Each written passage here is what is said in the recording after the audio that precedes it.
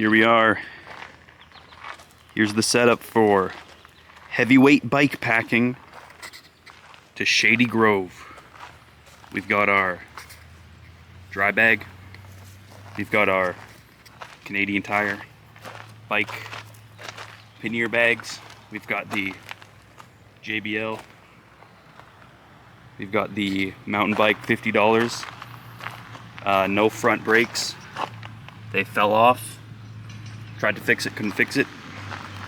But here we are, mile zero, hour zero, in the blazing sun. It's time to see what the trail has to offer and if we can survive the journey. Okay, here we are, like 20 minutes down the path. Doing pretty good. The speaker is still holding on. Cattle guard, danger. I forgot my machete. 2, I forgot my saw. 3, no, that's about it. Current trail, we are on the Trans-Canada Trail, so look at a map, you can figure it out.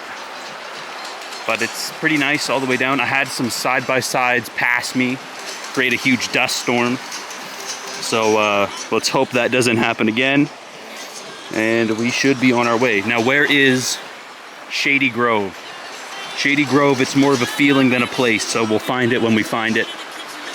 Okay, unfortunately, I pre-rode this trail yesterday, and there is a bit of a washout, so we're gonna have to walk the bike, which I don't know how much this bike weighs, probably as much as a small person, but yeah, see, destruction. Okay, check out this area. So this is the detour because the road collapsed. And then there is a puddle here, but generous construction people have built a bridge across the way. So it's pretty shallow. We could probably get away with going through the stream, but I don't want to get my shoes wet, so we're gonna try the treacherous bridge crossing.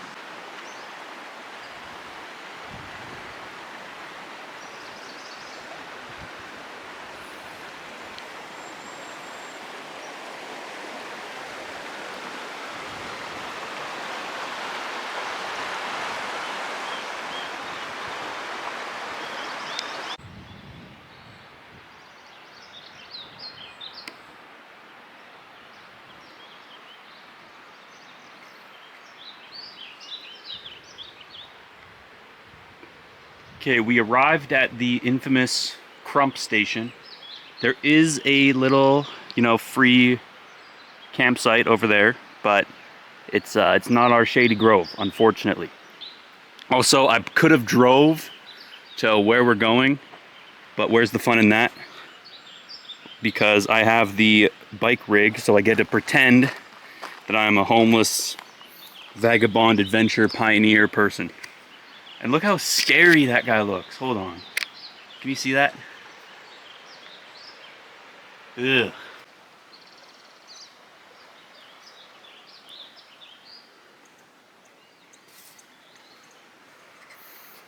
This is like a cow area where, I don't know, cows are set up because it smells like manure and cow breath over here. Look at that tree, that dead pine tree. Pretty cool. Anyways, there's a little stream over here, so I might be able to take a quick stream break. I've only been biking for, hold on, I've got this high-tech future watch. 42 minutes. It's so high-tech it can tell the time. No, tells me how fast I'm going, how high I'm going, my heart rate and stuff like that. It also tells me how good or bad. No! I'm stupid. Okay. This is nobody's fault but my own. Ah! Holy butterflies. There's like a million butterflies over here.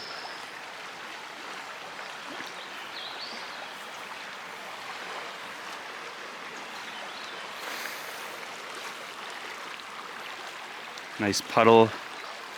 Nice little dam. Wonder if there's fish in here.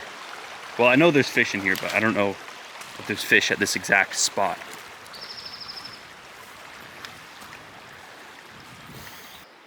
The mighty Ponderosa looms high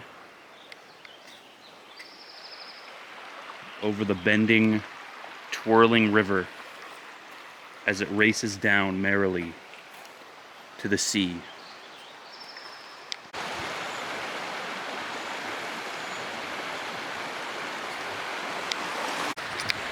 Selfie mode.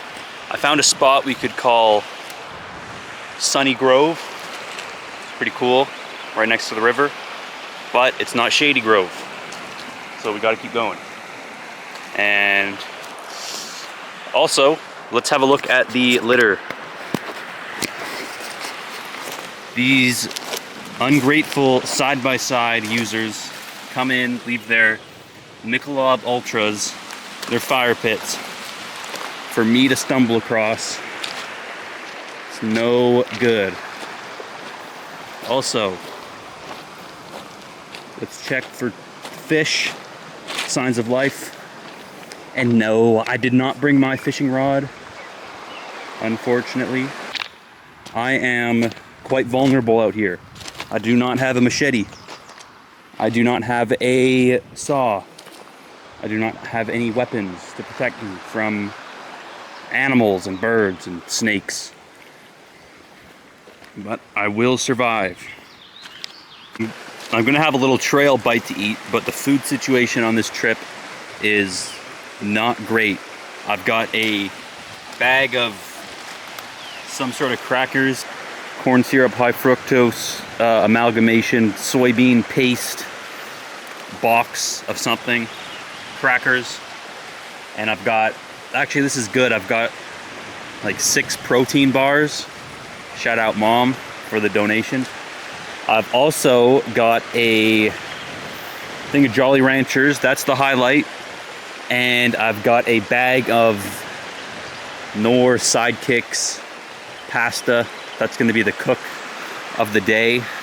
I'm only gone for one night, so actually it's not bad, but it's not 5-star dining, that's for sure. So we started the sandy climb. Takes you right to this ridge along the creek here. Pretty cool. Don't know how well that's showing up on the cam. Shut up for a second. I'm impressed with my knot tying. The speaker has not fallen off. This is YouTube Shorts knowledge. Elite YouTube Shorts knot tying knowledge. The cinch knot with the extra little bit. But yeah, pretty cool. I've been on this road that sort of follows the trail before, but this trail's obviously you get a better view because you can see the stream, you can smell the water, you can smell the trees, you can feel the road. It's more tactile, obviously. Okay, there's the time update on what just happened. I was just on the trail and then I was going up, it was going up, it was going up. I'm like, I need water. So I took the first exit and that put me on course for, there's a woodpecker. Anyways, that put me on course for the campsite that I've been to like 7 times before. So I'm like, let's check if anyone's here. No one's here. So it's an oldie, but it's a goodie. And I'm gonna unpack the cycle. It is currently 3:55. So yeah, so the journey here was successful and we will unpack all the goodies. Okay, this is the big bag. What's in here? The classic Canadian Tire baby tent. We've got some new things. This is a inflatable Amazon inflatable mat. So we gotta test that out tonight. Luckily, I am a back sleeper, so I can sleep on pretty much anything. And we've got this very cheap sleeping bag. I got this from Mountain Warehouse for 50 Canadian dollars.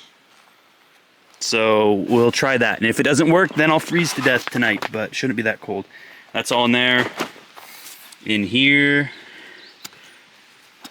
We've got a camera bag, a hoodie, a sketchbook, a light, and anything else. Oh, the hammock, of course. Definitely essential. This hatch I've got, okay, we'll pull that out later. I've got a book, if I want to read that. What is this? Frontiers of the American West. It's me. I'm the frontiersman of the American West today. Gasoline flavored crackers. Just kidding. The cook of the night. I got this from the Dollarama. Should be pretty good. Coffee in here for the morning. It's instant in there. In this bag I have bug spray from 2 years ago. Let's hope that still works. I've got the aforementioned ranchers. And I've got the protein bars in here too. This is the cooking stuff. This is the protein bars in question. Sure. Bog roll. And folks, I don't even know if our Amazon inflatable will fit in the Canadian Tire tent. This looks massive. So place your bets. Will it fit, or are we gonna have to come up with some MacGyver type solution to this problem? Will it fit? The answer in 3, 2, 1. Well, boys, we've got this. Now it is bulging out of the sides. It is sort of bending things around, but if you look at it from some angles, it's not terrible. It's not terrible. But maybe I can deflate it a little bit. That might help out. Alright, it's not, honestly, it's not bad. But will it stay inflated through the night? That's for God to decide, not me. Oh, set the hammock too high award? No. It's stiff, but it'll settle. Also, yes, I had to bring the hammock. It is the best thing. I needed something to sit on. So the hammock is my chair of choice. However, I also brought another chair. This is a Amazon quote-unquote lightweight chair. Of course, it would make my bike a lot lighter if I did not bring it, but you know, I had to. I had to go all out. I thought my bike was overpacked, but on the way here I saw a herd of cyclists with pannier bags twice as big as mine, packed to the brim, bulging at the seams. I don't know where they were coming from or where they were going, but they all looked retired, and there was a group of, I don't know, let's say 25 of them. Now, why do you need full gear? First of all, that's too much gear to begin with. Second of all, you've got 25 people. Why does everyone need to bring their entire house with them? I had so many questions, but I couldn't answer them. So let's see if we can get this piece to self-assemble. So kind of already doing it. Let's see if we can do a terrible lighting, I know.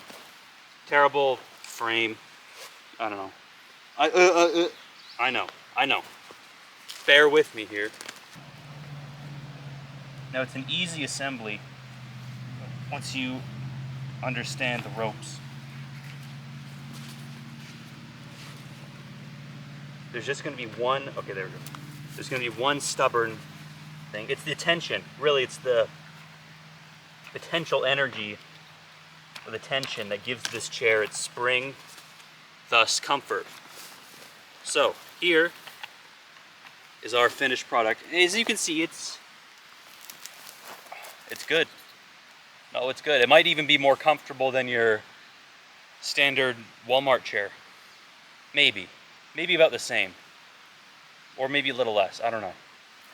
But it's light. or at least it packs down small enough to carry. And it's got these little cup holder flaps on the side. Granted, you are a bit lower to the ground, but it's not a bad thing. Look at that sun shining down. Now we are gonna do a fire.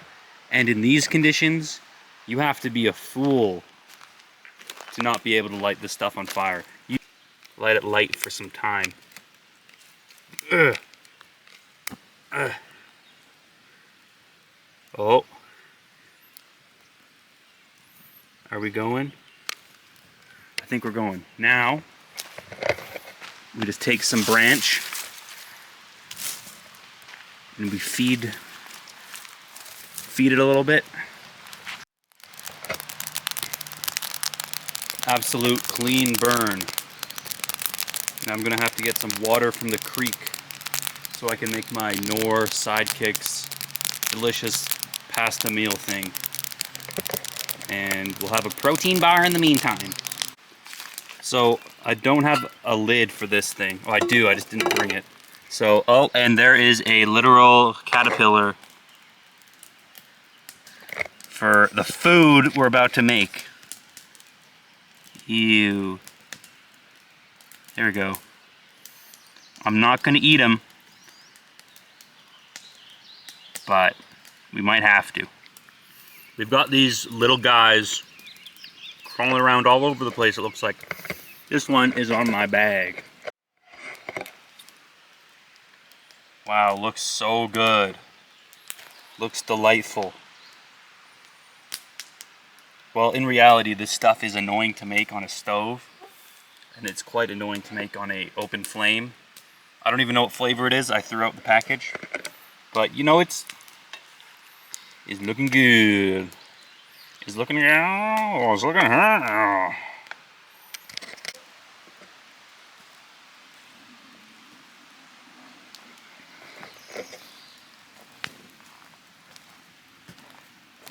That's a clean burn. We've got our sunset in 18 minutes. So we've got our little fire going. I put my food garbage over there in case a wild animal comes in. He eats that instead of me. You know, we are all about safety here on the channel. Over here we've got some little juniper bushes. There's a little ridge up here. Then we actually have a pit toilet over here someone built. We've got a little purple flower thing or something. We've got a nice bird's eye view. The whole area. Got some tree sap here. This stuff, very, very flammable. But it's very hard to harvest because it likes to explode everywhere when you try and pick it up. This is gonna be crazy. This tree fuzz is really flammable. This resin or sap, very flammable. We'll throw that in the fire for good luck. Is it this? No. Okay, these are Douglas firs. You can tell because the way it is. Also, they're cones. Easiest tail ever. If it kind of looks like a bottle brush with its little flaps or little needles all around the twig, then you go, okay, you look at the floor. And it has these cones with these little mouse tails attached to them. That's your sign that it is a Douglas fir, and they're everywhere.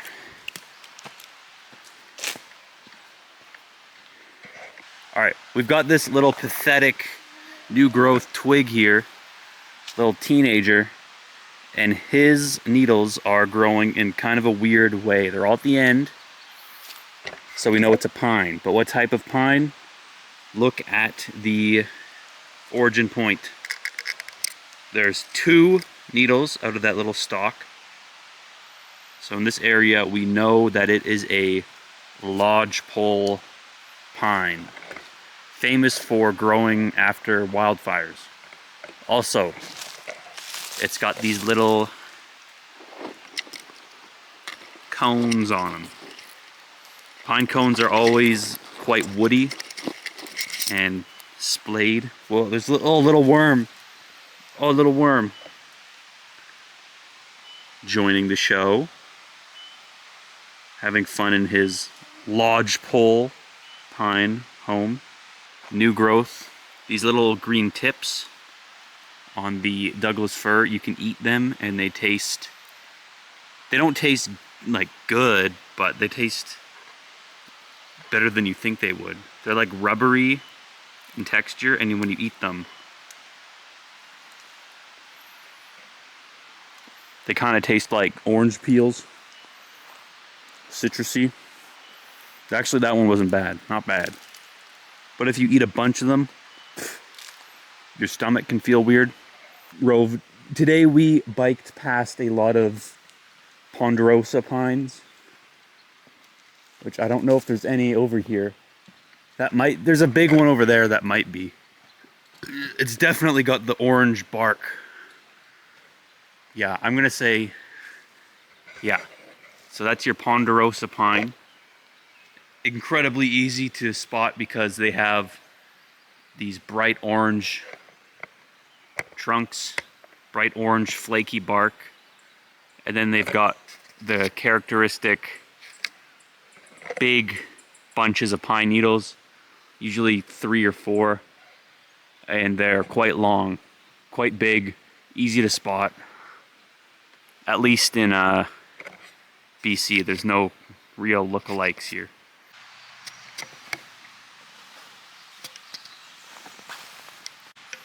I think I prefer just the foam mat instead of the inflatable thing, but it worked. It worked pretty okay. It's also massive for the tent.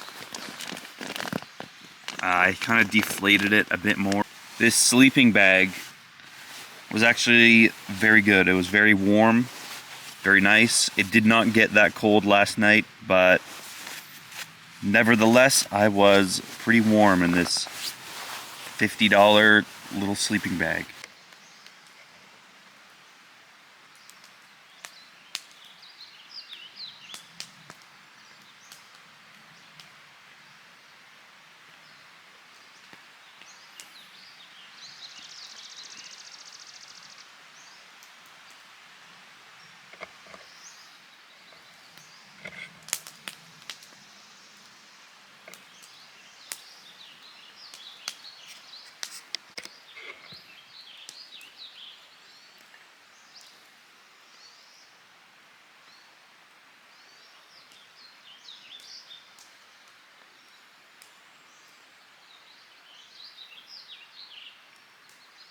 It looks cold out right now, but it is 32 degrees at, I don't know, what is it, like 10 in the morning? And it's overcast. It's weirdly extremely hot out. I mean, it's not extreme, but it's warmer than it looks.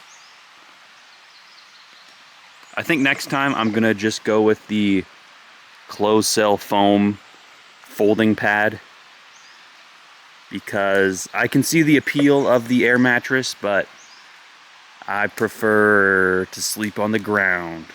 This book here is pretty good. I read like half of it.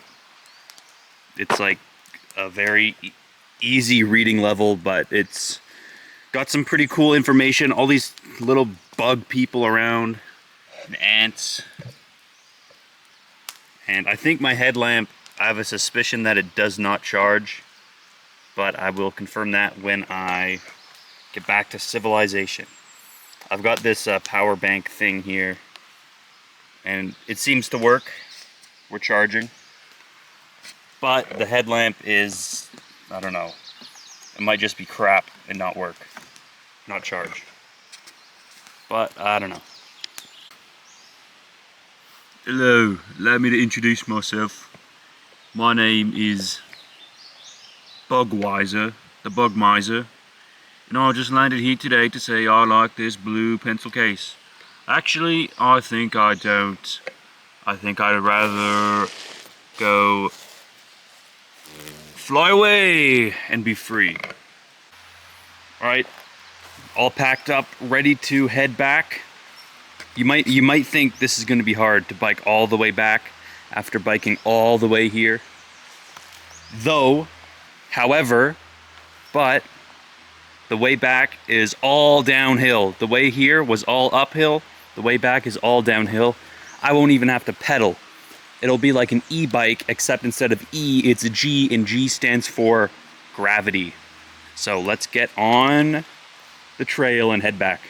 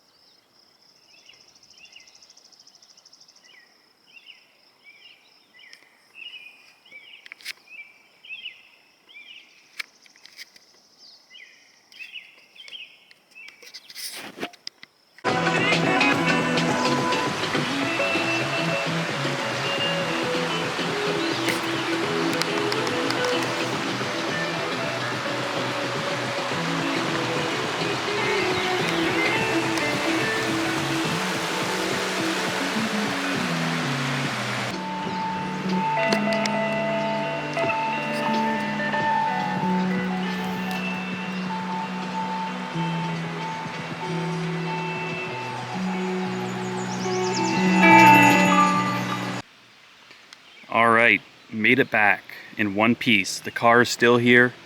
The rack is still here. My belongings are still here. The creature is still here. Did we succeed in heavyweight bike packing to Shady Grove? No, because we didn't end up at Shady Grove. We ended up at a spot I've been to before. But we learned a few things. We learned that my sleeping pad is too big for my tent. We learned that I should bring a water jug of some sort. I could probably pack more stuff if I wanted to. I thought I packed a lot, but I could pack twice as much. Maybe not twice. Oh, I've learned that this speaker and rope setup is finicky at best. What else do we learn? I don't know. Oh, I learned that my portable charger works. I managed to charge the headlamp. I forgot to film that, and I don't think anyone cares. But that is the story of the bike packing adventure. I mean, the heavyweight bike packing adventure to Shady Grove.